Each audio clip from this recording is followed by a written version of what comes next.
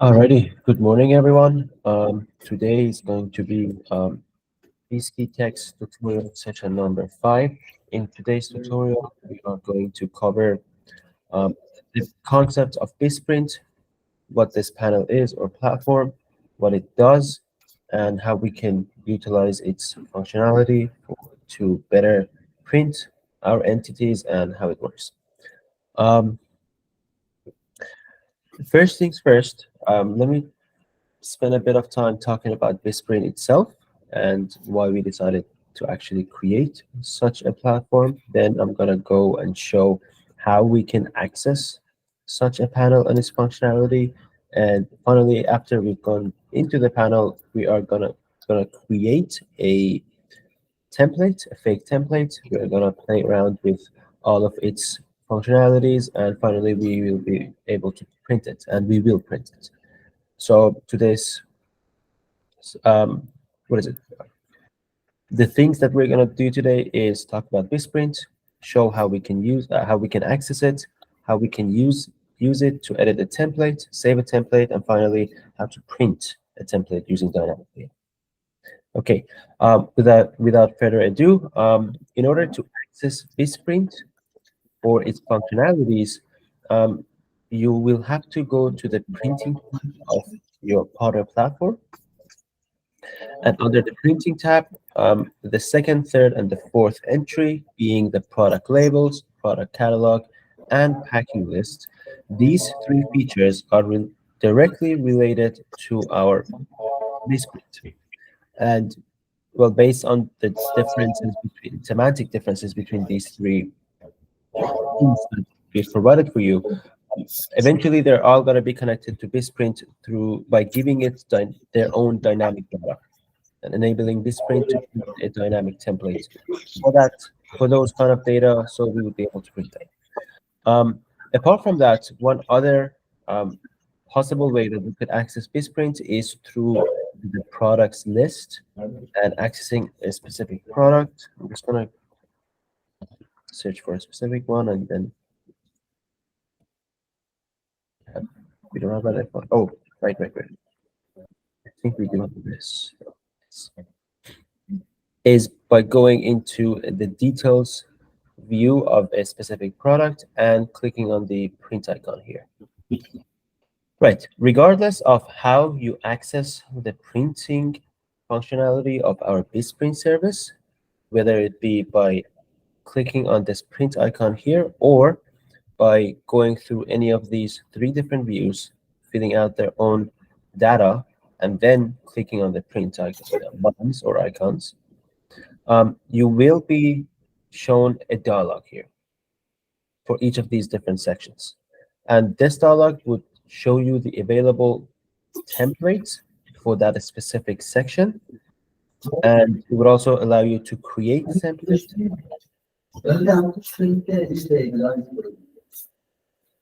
Right.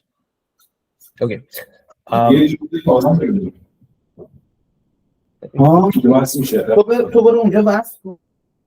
Right. Sorry.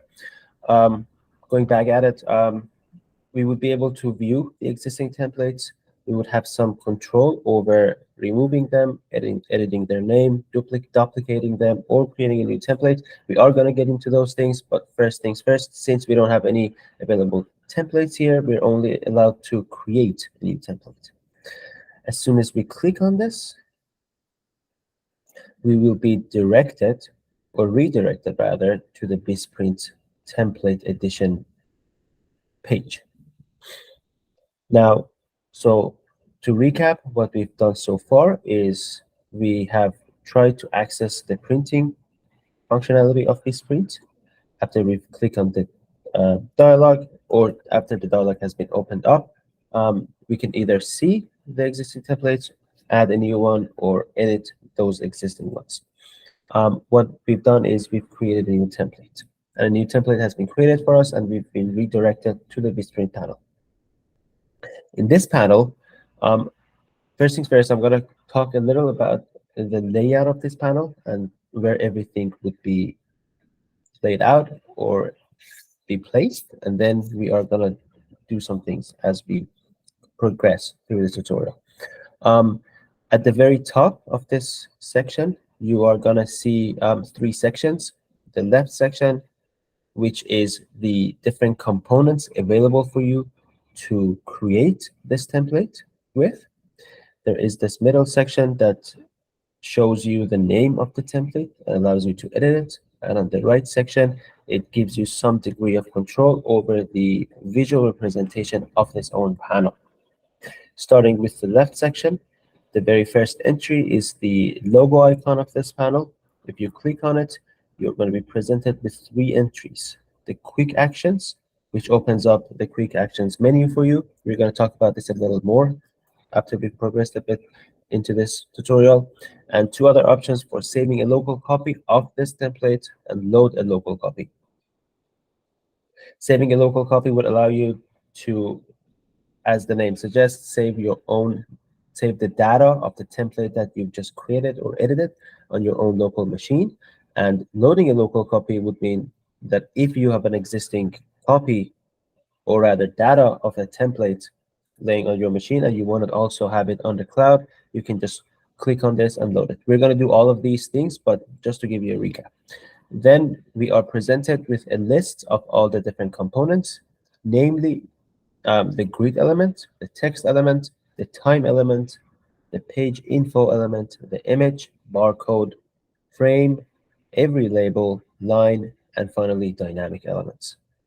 The ones up to the dynamic elements are the elements that are going to have an static value associated with them. That means that if you've created a grid or a text or a time element, you define the value of these elements. However, on dynamic elements, the value of these elements, and mind you that these dynamic elements could be of any of these different types, their value is determined by the server that has accessed this panel. What that means is that since we wanted to create a template for our TV001 product, since we clicked on the print icon here, that means that the dynamic elements have information about the product and information about the operator panel. And that means that now we have a text element with the value of the part number associated with the product that we've tried to create the template for, and other properties, as you can see here. So once again, there are components here which could have static values or dynamic values. In order to create or access a static value element, you can see them here. And if you want to access dynamic elements, you can see them here. You can also search through dynamic elements in the case that there are too many of them for a specific template. Next up, we have the title of the template. As soon as you click on this title, you are allowed to change it however you would like. For example, I'm just going to name this test template. And you can do so without any issue, and the name has now been changed. There's nothing more to it than the fact that if you want to edit this, all you need to do is you need to click on this text, and it will automatically put it on edit mode. Otherwise, if you click outside of it, the editing would be done. On the right side of the panel, you have a save icon. If your template has been saved, for example, if it was on this state, that means that all the changes that you've made has already been saved, and there is no unchanged or unsaved changes. But as soon as you change something, for example, I delete this bit of the title, it automatically changes its icon. And that would indicate that you need to save your changes before you exit this panel. And I'm just going to quickly back so it gets back to the save state. There are two more icons here. One is for toggling the left panel or the pages panel, namely. The other is for toggling the right panel or the properties panel. And if you click on them, you can get rid of these two sectors. And we're going to get more into what each of these two different sidebars do and contain. And at the very end, there are zoom options available for you. And I'm going to cover the zoom options after we've created our first page. because it is directly related to a page. Okay, so each template eventually would have a series of pages associated with them. And in each page, there will be a series of elements associated to each of these different pages. In order to create a page, all you need to do is you need to see or go to the top left corner of this panel, see the pages title here, click on the plus button here. And what it does, it just creates a single page for you. Once again, in order to do that, all you need to do, let me just remove it for a second. All you need to do is to find this pages section here, click on the plus icon here, and a new page will be created for you. Right. Now that we have our page, and you can view your page here that has been selected, the zoom options that I've just described would allow you to zoom in or zoom out this existing page. And what that means is if I click on this and click on zoom in, it just zooms into the page. And obviously, if I click on the zoom out, it will just zoom out. And there are also some different options here, whether we want to zoom it to 100%, zoom it to 200%, 50%, or you can just change it manually if you would like. They would also have created the ability for you to change the zoom options based on your mouse cursor or your control pad if you're using a control pad. Alrighty. So what we've covered so far is the top bar of this panel, what each of these different elements would have in terms of their dynamicness or staticness. We've covered the menu for this loading and saving local copy and accessing quick actions. We're going to cover this a bit more. And we're also going to talk about each of the different properties of these different elements. We've talked about how to see the title of the template, how to edit it if you would like to, the save icon, and what the different states of this icon would indicate, how to toggle the different sidebars of this panel, and the zoom properties of a single page. Right. Um, since there could be many pages in a single panel, you can create as many pages as you would like. And what it would do is just creates different pages for you. And if you want to select a specific page, all you need to do is you need to find the page that you would like to set as your selected page and click on it. There is also the possibility to reorder the pages of this panel, of this template, if you would like to. All you need to do is you need to grab a single page, a single white line would appear just beneath it, and you can change it. And what it does is just that it would reorder that specific page. Okay. You can delete a page if you would like to. By doing that, if you want to do that, all you need to do is you need to right-click on that specific page. A menu will appear for you with some actions. You can select it. If it's already selected, it just does nothing. But if it is not selected, it will select it. You can rename a page, you can duplicate the page, or you can remove the page. Since we wanted to remove the page, all you need to do, right-click on it and click on the remove button. And it will automatically remove that page for you. You can also rename a single page. And what it does is that it would allow you to set a new title for that page.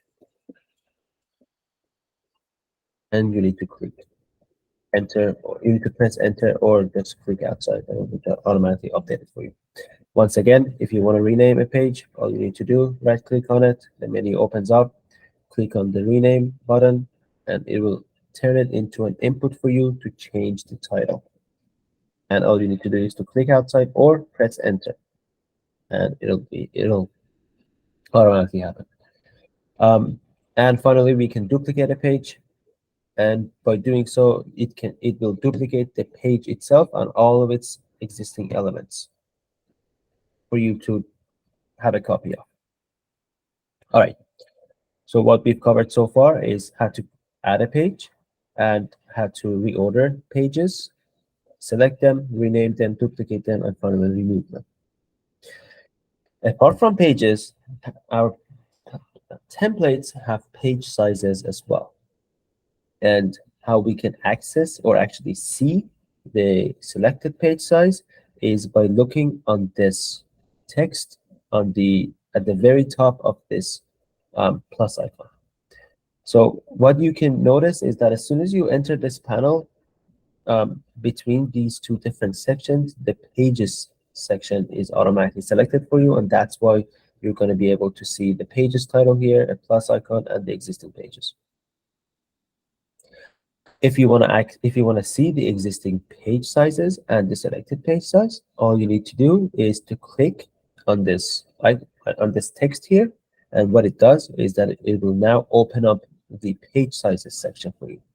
Yet again, if you want to access the pages, you need to click on this. It will show you the existing pages and allow you to manage them however you like.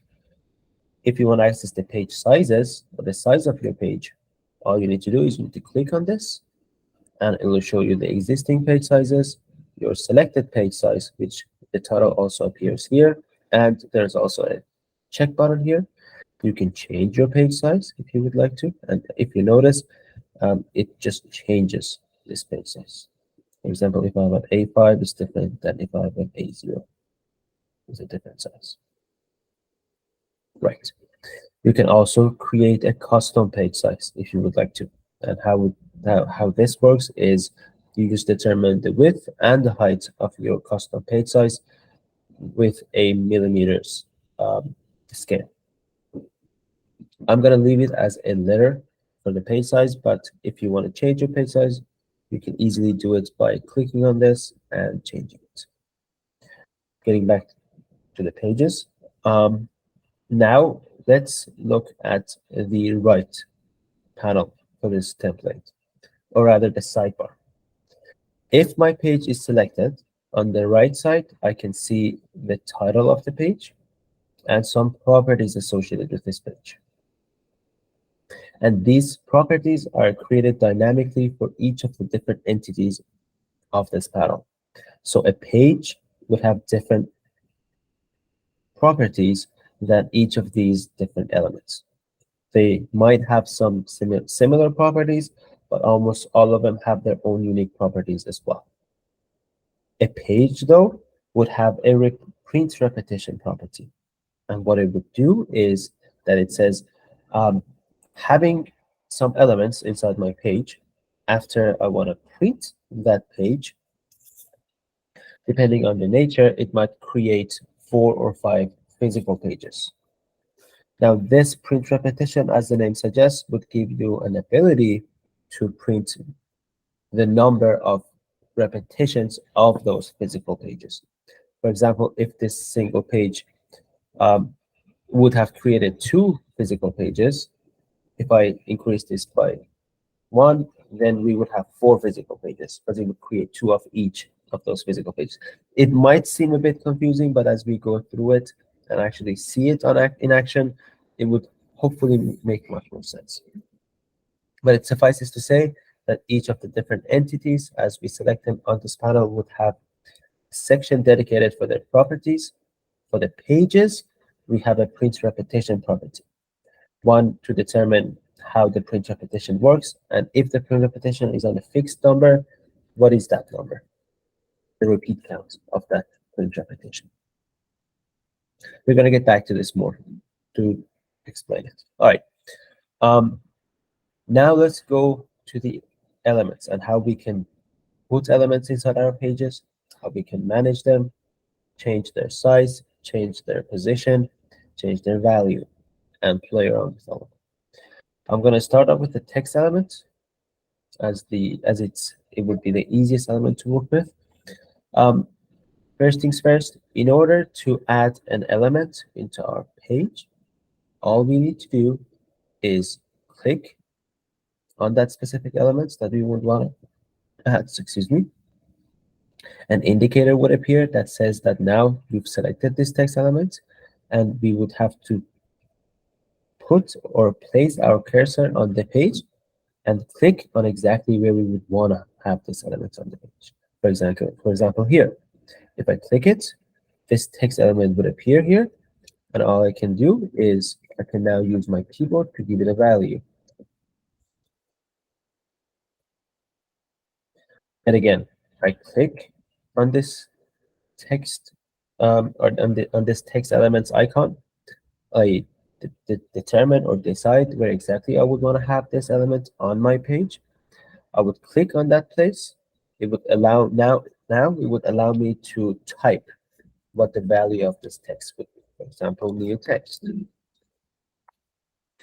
And as you can see, you can keep editing this text as much as you would want. And if you're done with this, all you need to do is you need to click outside of this boundary of this element, and it will automatically place that element for you. If you want to give that text element a new value, I'm just zoomed in a little. All you need to do is you need to double click on this element, and now yet again it will allow you to um, give it a new value, edit the value, and so forth. All right. Now, if I've placed an element and I want to change the position of that element, all I need to do is I need to place my cursor at the center or somewhere inside the boundaries of this element. And if you've noticed, my cursor changes its looks into a, what is it? Like something like a cross, but it's just like a four-way thingy. And what it would indicate is that if I press my cursor and if I move it around, it moves that element with it. Yet again, I need to go inside the boundaries of my element. I need to hold down my cursor and then change the position of the element as I would desire. So what we've covered so far is how to add a text element or any element into our page. If you want to change their position, how we can do that by dragging that element. Hold on.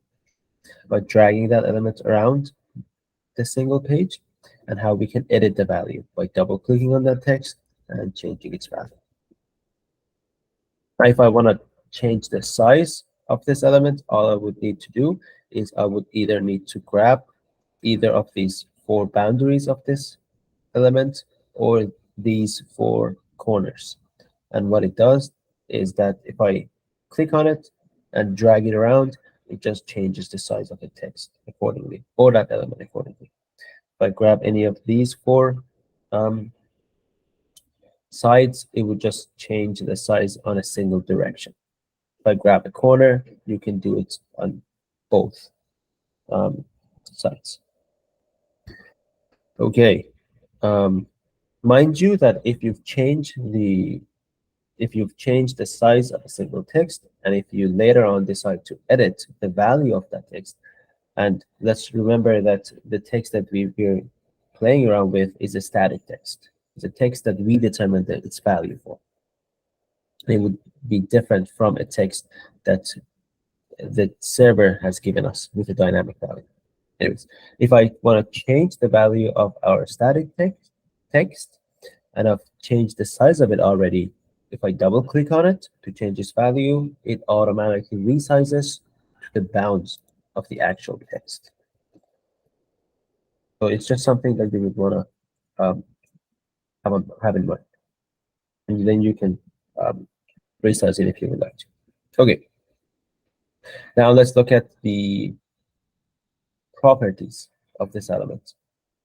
If I click on it, first things first, on the left side, we yet again see the page that we've selected. So we're currently on page 4. There are 2 elements available for us on this left sidebar. I've selected this text, therefore it has this blue indicator as the background. The title suggests it's a text. There is an icon associated with it, which is the same icon used here that indicates that it's a text element.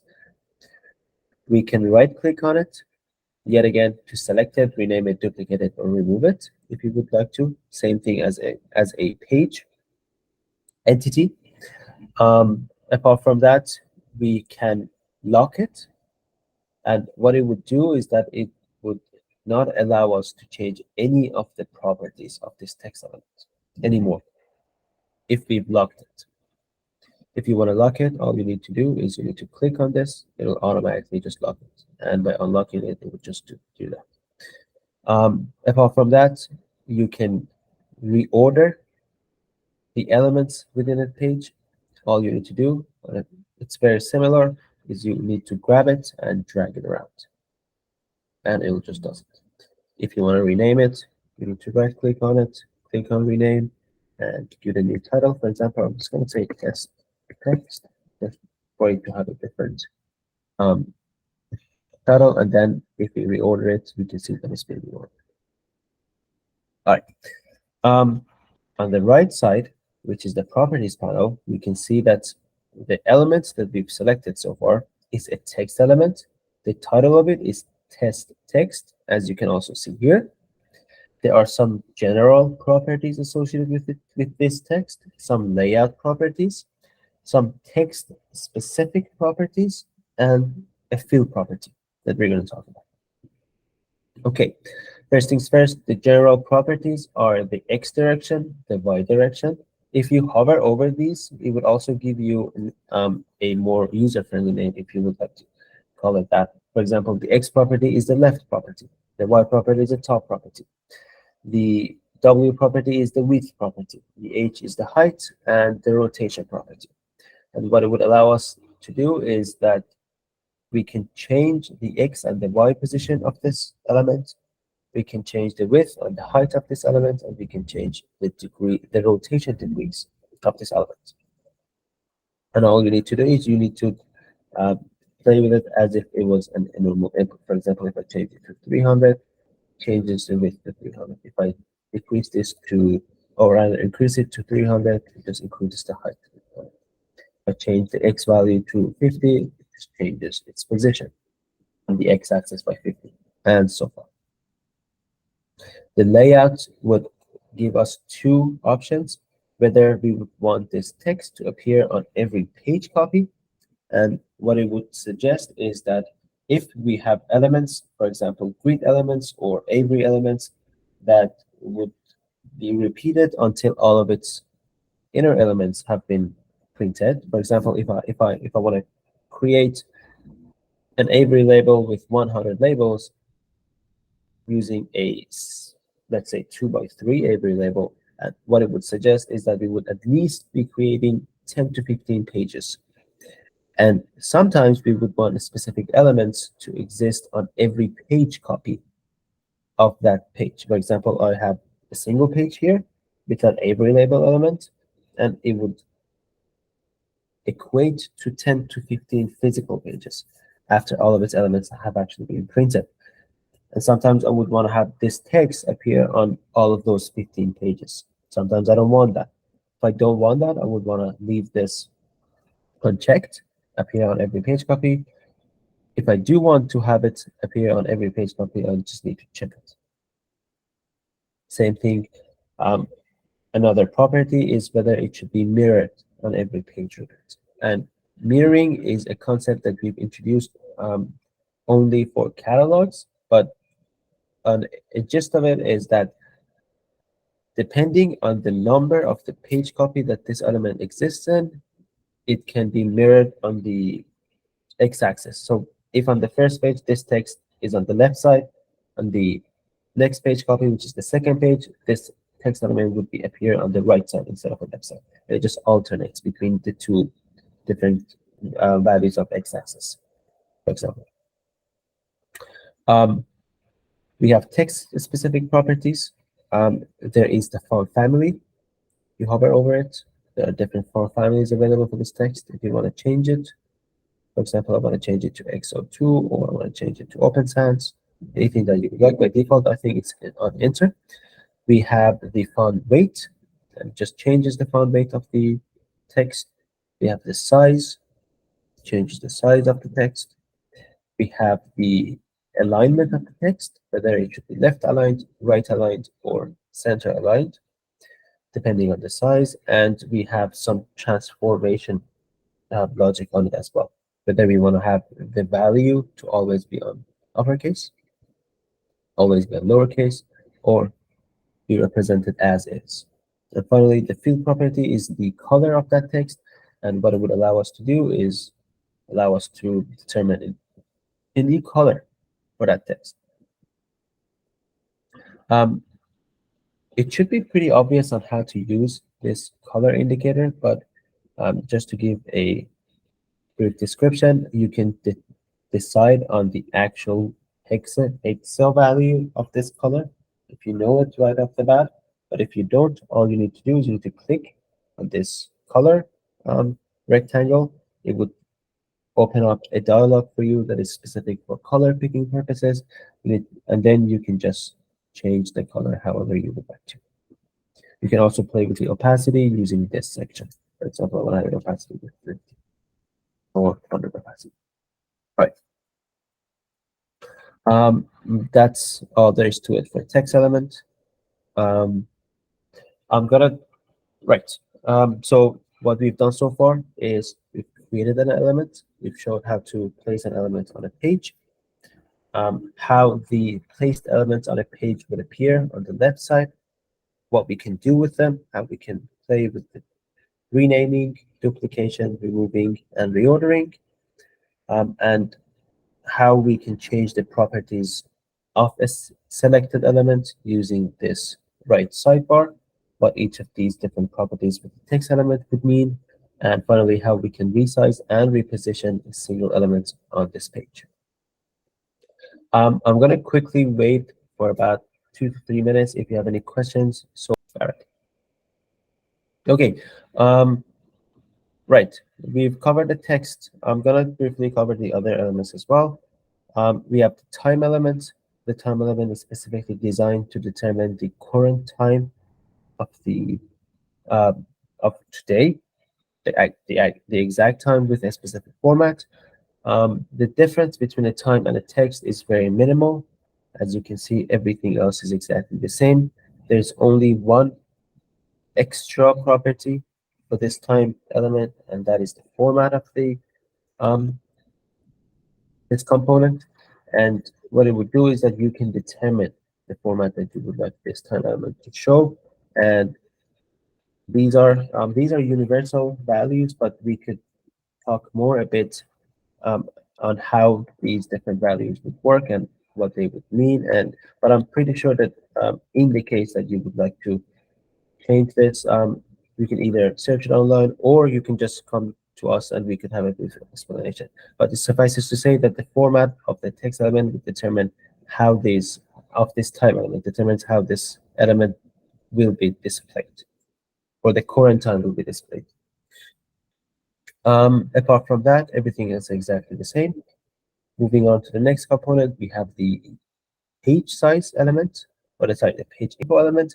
And what it does is that it gives you the um, ability to determine the text that you're going to use for the page number at a total pages of a single template. And what it will do is that it on the format section, it gives you three inputs, one for the text before the current page, one for in between them, for example, of the keywords, and one for the after. So that's the prefix and the middle one and the suffix of it. But anything else is exactly the same as the text element.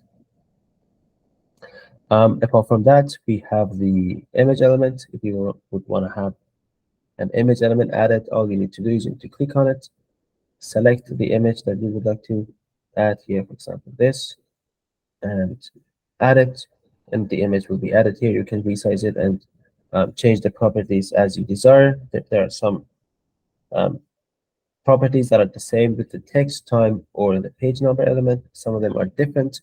The only ones are the image specific. One is for determining how this image will be rendered inside this box.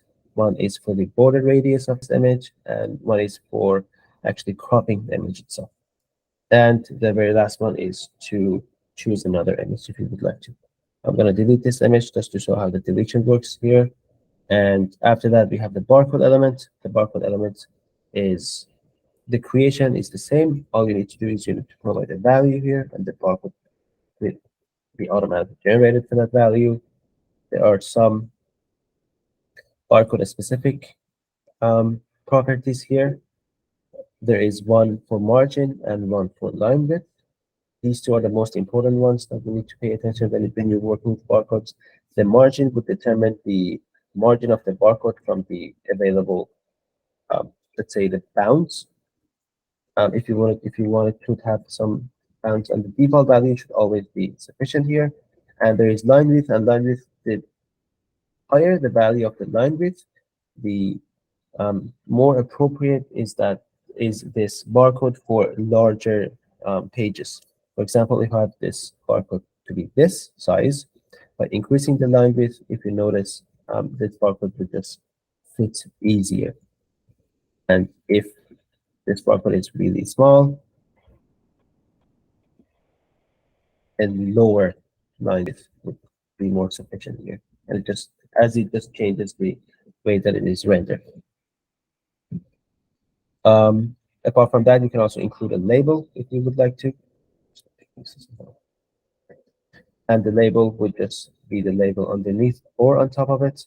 If you need to change how the label appears, you need to click on these two. We can have the label underneath the barcode or at the top of the barcode. There are some text-specific properties for this label that we've covered. That's the alignment, that's the size, that's the font size, and that's the actual title of the label. You can change the title of the label without changing the value that this barcode represents. For example, I can just change it to test. That's all there's that's all you need to know about the barcode and how to change them if you would like to. We have frame elements, every label elements, and line elements that are left. Um, the frame would just be a single rectangle that you can place elements inside of it. The most important property of it is the stroke property on the right sidebar, and what it does, it just provides you with a way to um, have a border box, different things. Apart from that, everything else is exactly the same, and you can place elements inside of it if you would like to. For the Avery element, all I need to do is I need to click on it and then click on the add here, and it just creates the Avery element for us if you would, with some default label properties. On the properties section, we have a print repetition that determines how many of these rectangles will be filled, and we have a label property that determines the nature of this label, whether it be the shape, actually, whether it be a rectangle shape, a square shape, or the zebra shape, and finally, based on the shape, the different available sizes of this label. For example, if I want to have a label of 87 by 16.9 millimeter, I can just select it and it will lay out the properties here. And if I want to have elements inside this label, all I need to do is I need to add them to a single rectangle here.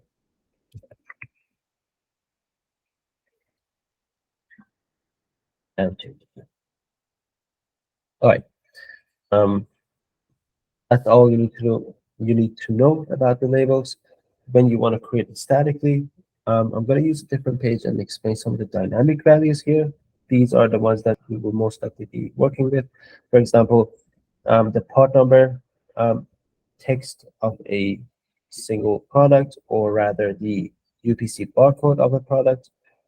These elements have their own values predefined, and all you need to do is probably just change the size, change the position, and change some small features of these elements. For example, I can include the label of the UPC of the product, or I can include the image of the product if I want to, and then I can just um, lay it out as I would want to if I want to print this. Um, yeah, there's all need to know, and there's only one extra element that we haven't covered, and that's the HTML element, and what it does just renders a dynamic value for us based on the description. For example, for this case, this is a description of the what is it called, um, product, which we can just change the inside of it, something like this. And I think that would be sufficient enough when it comes to playing around with creating templates using our BizPrint template creator. Um, as you've suggested, not all of these information may be relevant for you guys. Hopefully, you've learned a bit more about how the templates will be edited and can change them. Um, if there is a need for it and we are not available to answer you straight away with regards to your template, um, printing templates, but just as a final note, all you need to do is you need to save them. If you've ever changed any templates, make sure that this save icon is on the checkbox. That's the most important part. And getting back to where we were, since I'm just gonna reopen this and right. Since we've edited this template, now all we need to do is, since that we have it, we need to click on this print. And what it does is just gives us the ability to print whatever we've created using this template. And with Avery, we have 0 here. Since we had 4 or 5 pages, all we need to do is wait for the system to create the printable pages for us. And then we are done.